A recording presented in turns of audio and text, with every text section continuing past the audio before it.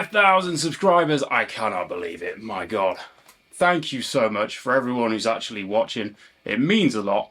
And can I just say, big thank you to Mr. Chris Watkins for helping me with all of this. So he at one point probably thought it might never happen because I'm very neurotic with this kind of thing. I don't like it. You know, the camera, talking on camera, I just feel stupid, but we're getting somewhere. And it does mean a lot. So thank you all for taking such an interest and for sharing. And 5,000, I can't believe it. The fact of the matter is, it's probably 4,999 from Rick Graham's channel. And then my dad, probably. But again, thank you so much. And again, yeah, I should say, obviously, huge thank you for Rick Graham, my brother-in-arms, for giving me that initial push out there. He's been hugely supportive. And it does mean a lot. And again, stay tuned for our project. A lot of projects happening next year, actually. Again, we're really wanting to push the boundaries and push each other and get out there and play live, which is what we feel we're meant to do. Anyway, I'll apologise in advance for the rambling video, but it's going to be a Q&A, would you believe? So Chris has sent me a list of questions that have been put to me, well, yeah, put to the channel from the YouTube channel, Instagram, and whatever else Chris is helping manage here. But you can see that I'm not that young because I have to read them like that. So first question number one, what pick do you use? Well, I haven't 100% made up my mind yet, but I'll tell you what I'm doing. This is all I'll do is I'll tell you exactly where I'm at today, right now, and then maybe if things go well, I can do another one at say 10,000. Imagine. I know there's people who've got hundreds of thousands and stuff, and fair enough. This is still a huge deal to me. The fact that it's, even if there's only 20% of people actually watch it, that's still 1,000 people. That's massive. So again, great. But I'll just tell you where I'm at now. Apologies for rambling. I use this one currently. So this is, it's probably going to annoy the Chris now, the cameraman. The Jim Dunlop Jazz 3 XL. However, I am looking at change out. I've got a bunch of them here. They are great. They're the perfect shape. So the XL ones, they're not that. I don't get on very well with the really tiny ones. I need a big pick. More tone, darling. But most importantly, when it comes to the really intricate stuff, these wear quite fast. I find they do anyway, obviously, because I play quite aggressive sometimes. Not all the time. But a lot of the time I play quite aggressive. And they do wear out. So what I find is, currently I've got like, I don't know, I've got a load of them. But I get the brand new ones and then I just circulate them. So I change them constantly. Like if I was to imagine if I'm playing live, I'd literally just swap out the pick every song. Just because I don't want them to wear too much, so I like them to all wear gradually. But it does get to the point that I'll be playing something incredibly like intricate, and then I'll be making silly mistakes and missing things. And it's not the bad workman blames his tools. It is actually, to a degree, if you're relying on a very specific point. But it does change even a fraction of a millimetre. When it comes to that incredibly fast, precise stuff, it does make a difference. I think. Or is it psychological? Well, I think so anyway. So when it comes to this kind of thing, where you're, instead of flying up, when it comes to very inside kind of thing, if that point isn't exactly where I want it, if it's worn off a little bit, I start missing and getting sloppy. And I don't like that. So I like them to be very specific and very, very pointy. But at the same time, I've got to be honest, when they're brand new, I don't like that either. So I like them to be just a tiny bit worn. Oh, God. I'm doing my own head in here. Anyway, so yeah.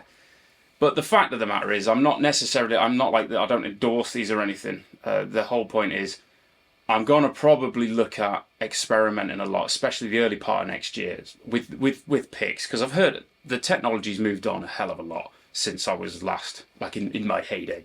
So I really want to look at all the different options out there and see. So feel free to recommend, or if you know any pick people, get them to send me something. Go on the website. Anyway, so yes, this one, it works perfectly for now. Just small drawback that they only last, if I was to use the same one, they only last a couple of days, and that'd irritate me. But anyway, there's the pick. Question number 2, let's have a look. Lots of people have asked about signal chain. Right, again, it's the same answer pretty much. I've not made my mind up. I've got a temporary setup right now. So I don't want to get into the big debate right now. I'm going to save it for when Rick Graham and I do our podcast next year, which will hopefully be quite early on, and we'll do a lot of discussion about that. But I did used to, when I was younger, I did the whole thing. You know, I had the JCM 800 and the Tube Screamer and all that. You know, the kind of Zach Wild setup. I had a Marshall valve set. I don't know what it was, but it was great. And then I also then moved into, so when, if you'd have seen that one, that video, Groove or Die video, I loved the sound in that. It was quite epic, and it happened to be my favourite rig I had ever at the time, and it was a Line 6 Vetta head, and I believe I had 2 cabs. I had 2 stereo cabs. I was very lucky. But I had moved into that digital world because the amount of stuff I was doing, it was very versatile. And I remember a good friend of mine at the time, Ross, in case he's watching, hi Ross, he had, in the next room, he had his dual rectifier or triple rectifier or something. And I just remember it sounded epic, but it sort of had a very specific, it would only do that. And then I remember it blowing up at one point, and there was blue smoke everywhere, and it was horrendous. Whereas with the Line 6 Vetta, it could do anything I could pretty much want. And again, I'm one of those geezers who's like, I believe I could kind of, with enough fiddling and tweaking, I can get a kind of sound I'm happy with out of most stuff. However, I am, again, searching for my dream rig, and I want to do it quite soon, early next year. And I'm totally fine with the digital side of things. You know, obviously there's all kinds of people giving it, oh man, it doesn't sound the same, man. It doesn't push the air as much. You don't get that feel, man. You know what I mean? And again, I'm like, maybe it never bothered me that much. I don't know whether Chris might edit this out actually, but I'll just tell you, there's a little analogy I always use with guys who are really into that. And I mean no offense. This is my own personal, the way I feel, but the people who really go on about, you know, the tone's not exactly the same, you can't feel it exactly like this old valve thing. I was like, well, personally, like Ingve said, isn't it? If it sounds good, it is good. And I was like, if I was to use the analogy, I did a lot of, I've been a athlete for years. And at one point I did a very like hardcore triathlon. And I had to do a lot of cycling.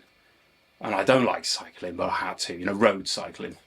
And I just remember this geezer telling me about, he was showing me his bike, and he was like, oh mate, you know what I mean, they all have the same voice, these guys, don't they? Do you know what I mean? I've like saved 4 grams on these screws, mate, that put plates, it's a carbon fibre, like, and this seat is like very lightweight, and I've saved, feel that it weighs like, you know what I mean? I've saved like 2 pounds of weight on this thing.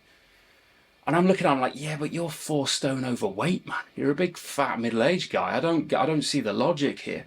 And it was just when people used to, because people get very full on and very royal about this kind of thing, and would almost start attacking each other about it.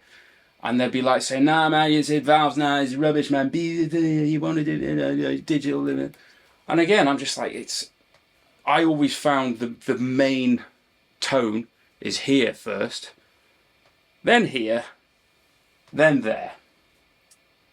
But again, nothing's perfect, is it? You maybe I'll learn a lot more. I don't know. Well, let's see where I end up. But I love the idea of the reliability. I still haven't told you what I use yet. I apologise. So currently, I want to say I'm using a JCM 800. See if anyone believes me. But no, we'll put a picture up or something. I've got a Head Rush Prime is what I'm using right now. And a very simple setup. So I just figured out, I don't know, I just messed around. I couldn't tell you all the specifics of what model and all that type of stuff. Maybe, let's see where I end up. If I end up using this permanently, I'll share all the stuff, you know, so you can download the tones. However, like I said, next year, especially with Rick, if we're going to be touring and stuff, I want to get a very specific, my personal rig and make it very reliable so we can use it in all different countries and stuff like that. But again, I am open to suggestions, ladies and gentlemen. So currently, yeah, I just have like a basic sound if I was to turn it off. So I have an overdrive kind of pedal that I put on there, a delay. That's about it. But like I did on the Telecaster video, I have a very basic clean sound, but it also has that kind of breakup in there. It's really good when I actually hit the string I want as well. But I modelled it always around that.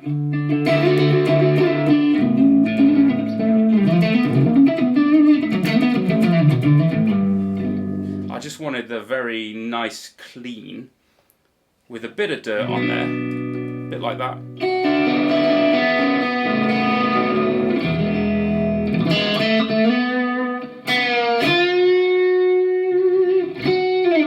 Remember that? Oh, so like that, whatever I did there. What a wicked game we play. Make me feel this way.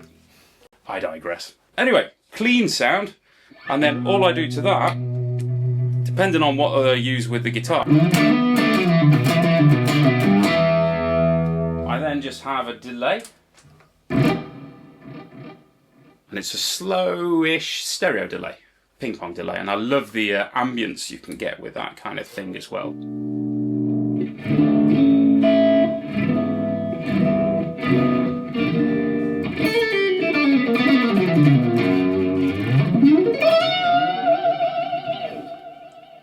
Oh, like that. Very much, again, modelled on Andy Timmons' kind of sound, I'm afraid.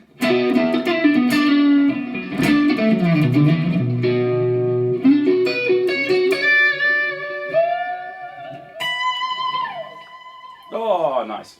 And then, massive overdrive.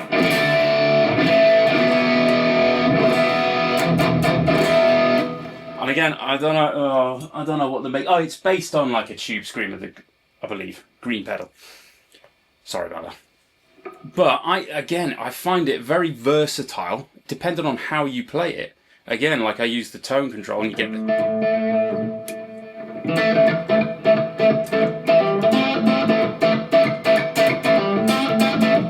Or the same sound, just use your volume.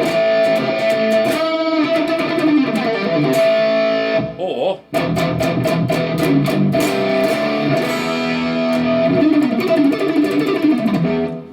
oh, I had the tone control down then.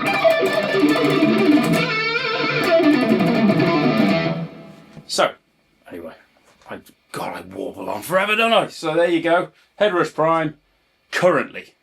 But I'm open to suggestions, and if anyone knows anyone at Line 6, get them to talk to me. Other thing I've got, which is a lot of fun, but I haven't really got a handle on it yet, is I was given this as a gift, but it's a John Petrucci wah pedal, and you'll have heard it in the, if you've seen the Zat Wah one by now.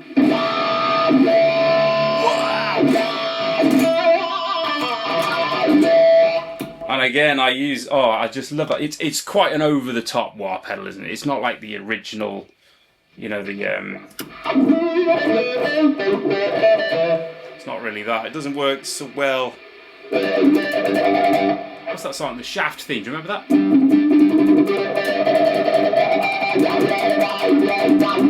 It's a little bit over the top, but works perfect. Oh, everyone remember that song?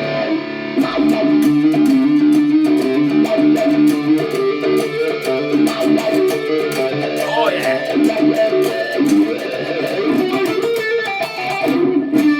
There it is.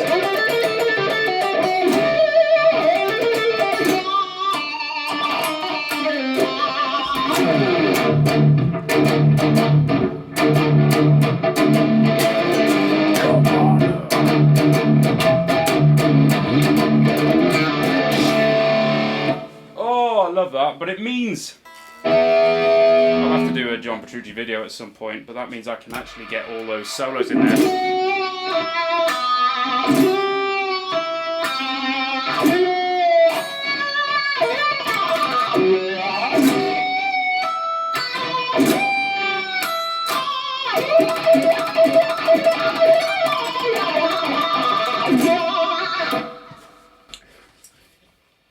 Yeah, I'll need to do some practice for the John Petrucci video. There's another one he does brilliant. Oh, it's off that. Oh, it's off Awake Voices.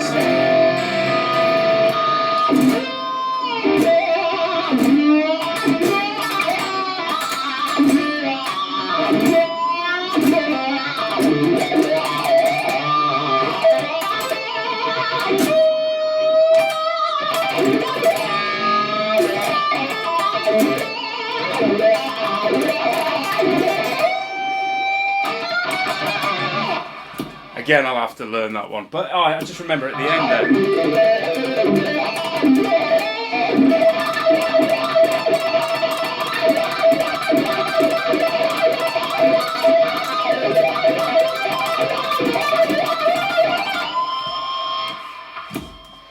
Forgive me, come on, live and loud here. Anyway, that's it. I digress, but again, I've got to change my pick now. I'm going to put that one there, get a new one. Next question, question 3. Have you ever had any guitar-related injuries?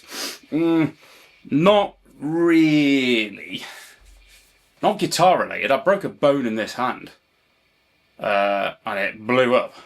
Went all balloon-like, but it didn't really cause me. I wasn't playing guitar at the time, actually. To be fair, that was during my long hiatus. So it never caused me any problems while I'm coming back into it. So no, actually, that was irrelevant. Anyway. Disregard. I never really had any major problems. The only thing that I do remember happening was when I was playing gypsy jazz professionally in my little band, and I remember because of the pick I was using as well. I was using this really big Django Reinhardt pick. They're like the same size as those, but they're massive. But I remember I was playing so much rhythm, because I started, when I first got into it, I played nothing but rhythm for a year, you know, just to be accepted in that kind of realm. But when it really came to the aggressive pick style stuff, a strange thing happened. So that the nail on my first finger actually cracked. And because I was playing so much constantly, it ended up just split completely, but kept growing that way. It went right the way down to the cuticle, I believe. And it just it stayed cracked for like 2 years. It was horrific, because I remember telling my buddy Stuart about it. I was like, I don't know what I'm going to do here, because I used to bite my nail as well. I have to bite it in 2 parts. But luckily, it sort of grew back after a long period of time, obviously with not playing and stuff. But I remember at one point it was getting quite concerning, because I was like, is that going to cause me major issues and stuff? So that was pretty grim. But again, it didn't really cause me any pain or anything. The only thing that I did do once was playing a gig. Somehow, I managed to split, cut myself, using, again, because of heavy strings. And I remember sliding and just feeling this little electric shock. And I looked and I actually split my finger.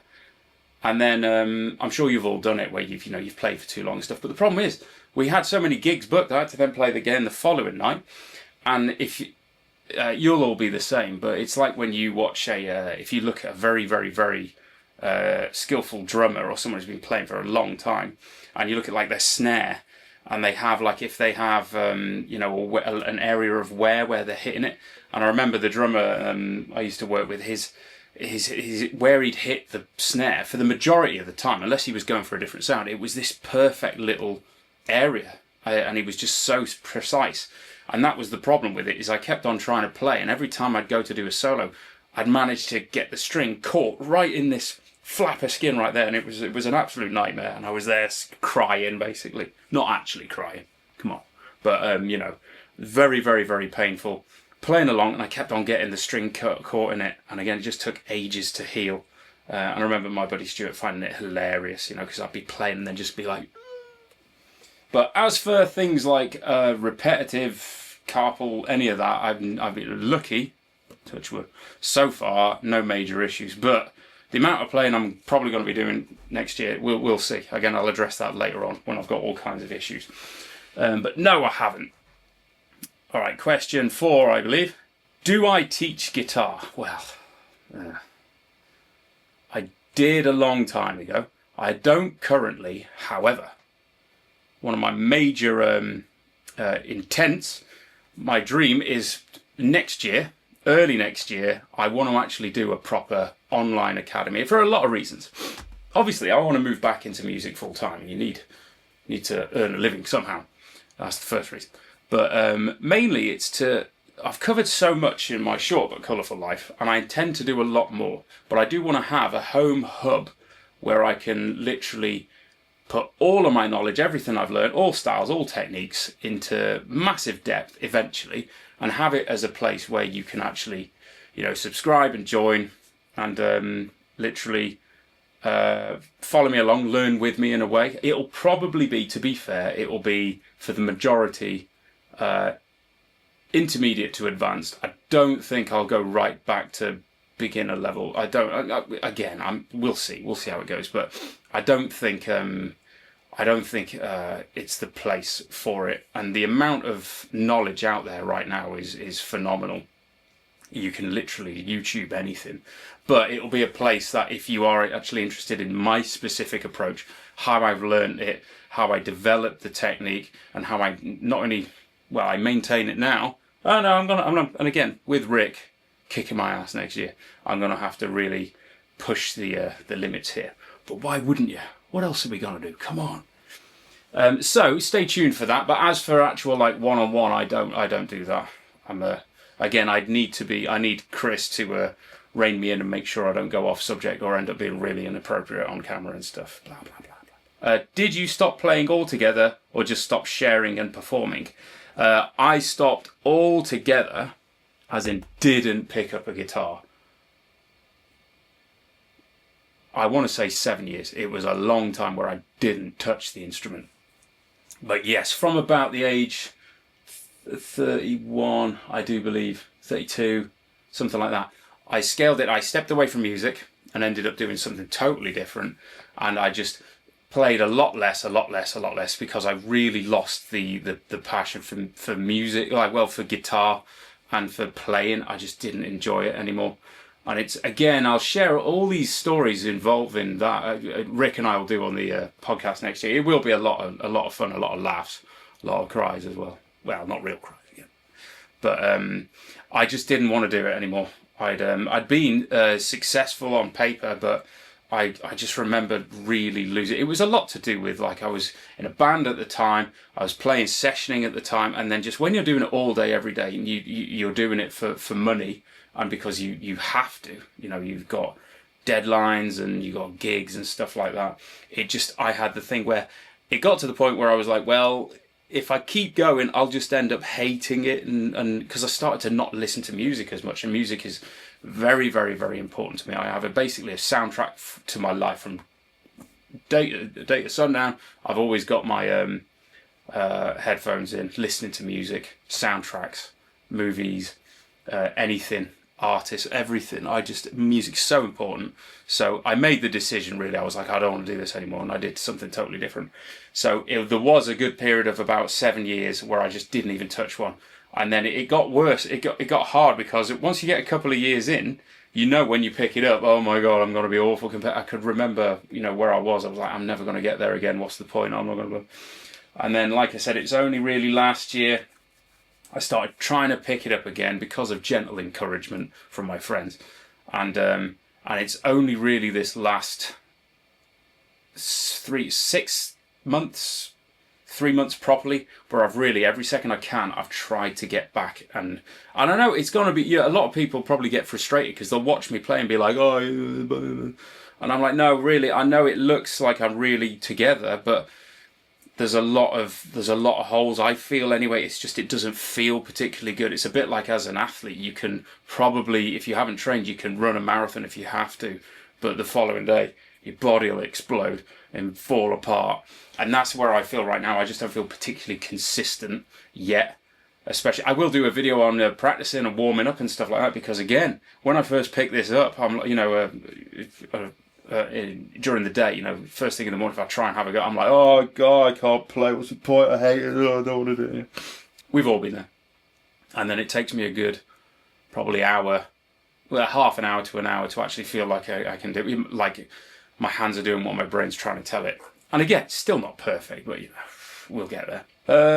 How did you get so fast? I hit a barrier which I can't seem to get through. Okay, question 6, I believe. Again, compared to what, it depends. I always think of Sean Lane as the pinnacle here, because there's a certain video I remember seeing of him where he's literally, there's a drummer going on in the background and he's just shredding all over the place, and I'm just like, oh God, you can hardly, it gets to the point where you can barely hear it, it's so fast. And I'm like, I'm not there. However, I do a lot of, he did inspire me a lot to just get a very specific sound where he's not just playing like,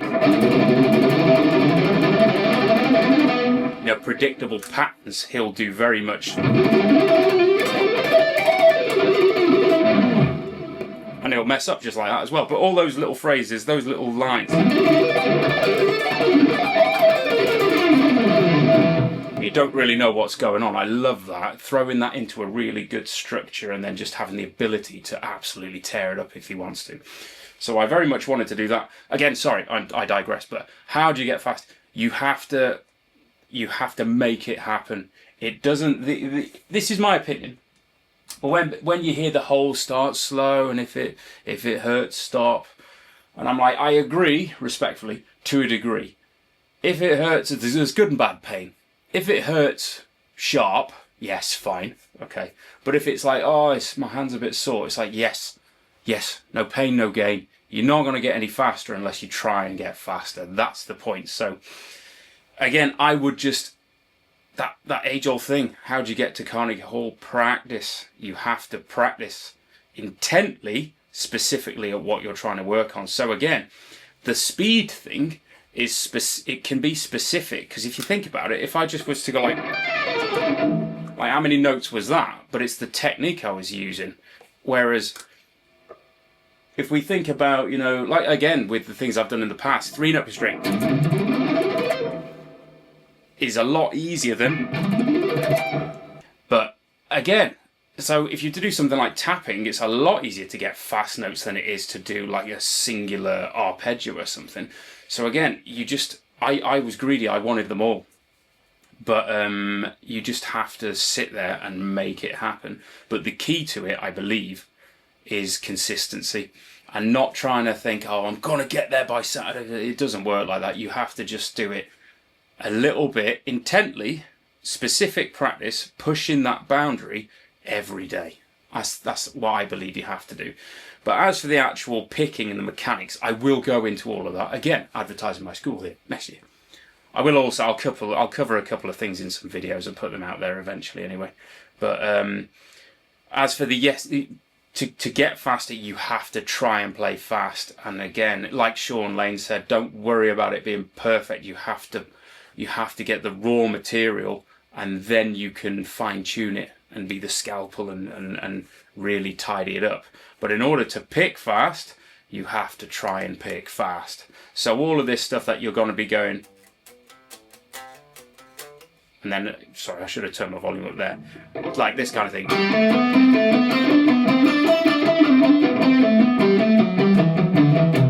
And then think that all of a sudden you're going to go. Doesn't work like that. You have to sit there and make it happen. And again, just keep going and don't give up. You have to just keep going. And like Mike Tyson says, you have to train like you love it, even though you hate it. You have to earn it, I'm afraid. That's the one thing. It's a privilege to play this instrument, but no one can play it for you. You have to do it. Very lonely life, isn't it?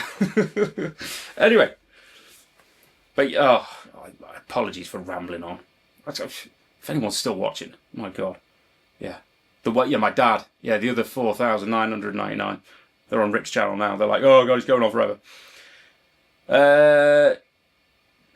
How did I get so fast? Can you mic up the amp or DI it? So, again, question 7 maybe? controversial on this. I use this sound in the room, one mic. It drives Chris insane. And for that, I do not apologise. Okay? No. I'm going to leave it like this. For now, maybe next year I will invest a bit more into the setup and do all of that. The thing is, it's twofold. The first thing is, like I said, I'm sure I've said in a video before, I'm putting myself under pressure to perform live, warts and all, as they say. Meaning, I'm not going to play it perfectly. I'm going to make little mistakes here and there, and it's a thing. You youngsters, you generations, you don't, yeah, you're all blue. You're the whole thing where you watch an Instagram video or something, and it's edited and clipped here and all there, and it's smoke and mirrors. They're making mistakes all over the shop. You all know this because you all probably do it. And I just love the idea of, I'm not going to play it perfect, but I'm just going to do it and go for it and put myself under that live pressure because it's what I want to do. I want to go and play live and people come and watch live, and there's nothing like that live in the room sound where it's really happening. So that's the first reason, is it's a real live raw sound.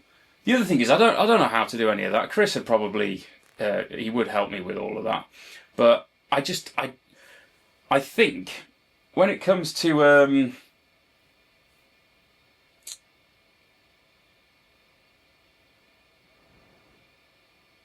totally lost my train of thought. So Chris is going to have to edit this. What were the two reasons?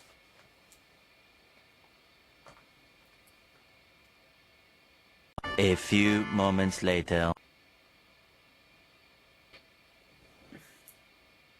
3 days later. Oh, I can't remember the other one. I'll have to think about it. What were my two reasons? So the first reason is live. 1 eternity later. I still can't remember it.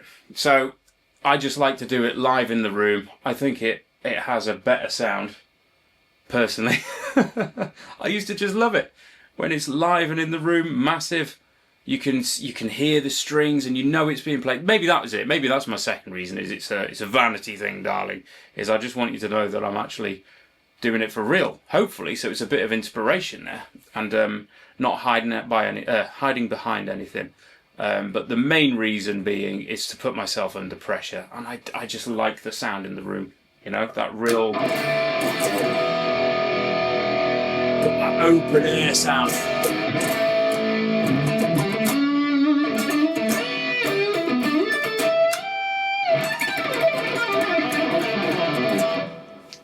Anyway, so sorry about that big long pause there. Probably Chris will edit that out anyway.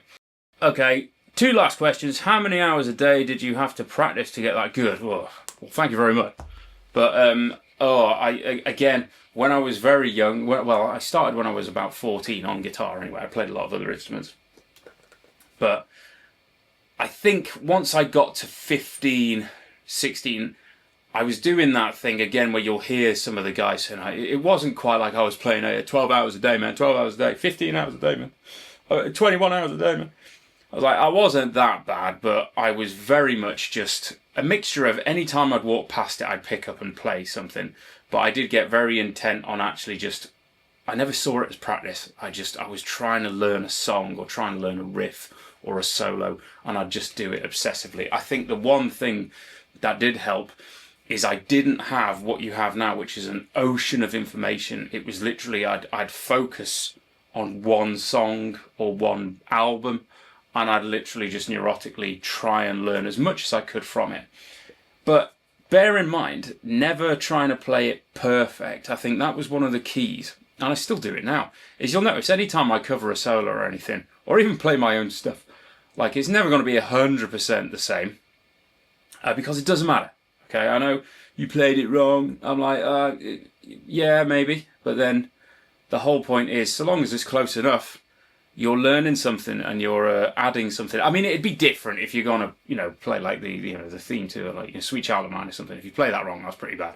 But my point is, when it comes to a solo, if you're having to change a few things here and there, that's actually beneficial to just keep you playing. Because one of the biggest problems in my mind, again, respectfully speaking, is like this, where someone's just talking forever.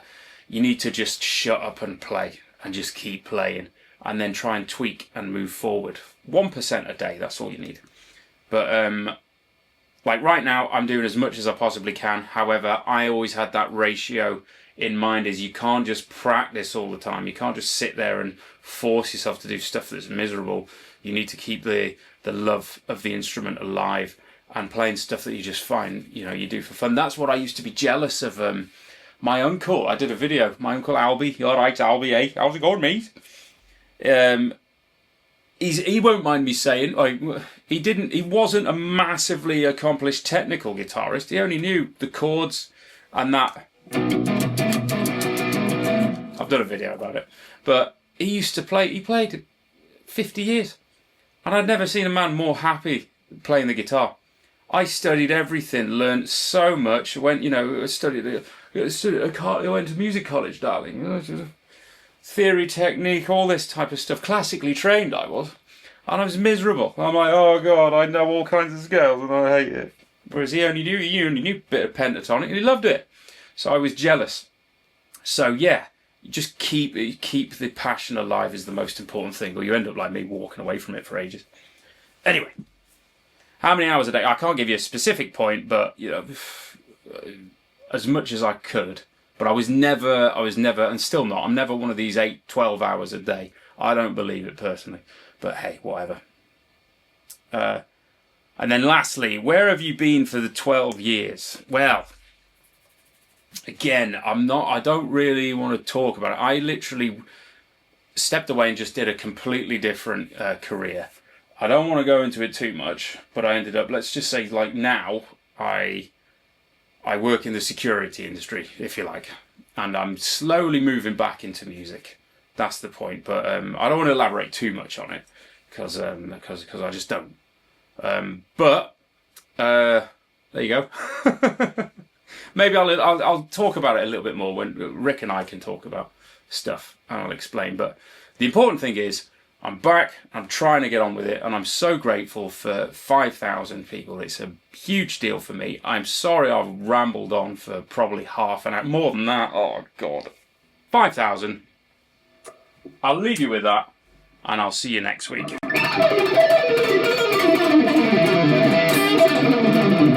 There we go, thank you.